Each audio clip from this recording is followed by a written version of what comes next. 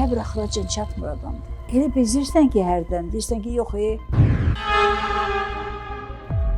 Mənə deyirlər ki, bu nə ev eşidir, sənin iş yarasının ev eşidir. Çünki yəqin efiri sevmirlər. Açıq-saçıq, həddən artıq sisa paltar olmaz. Heydər Əliyev məni yanına çağırdı.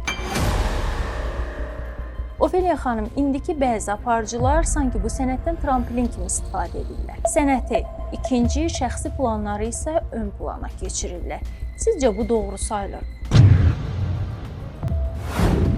Adını çəkməyəcəm, ailəsinin birdən acığına gələr. Anam orada ki, ondan başqasına gedə bilmərəm.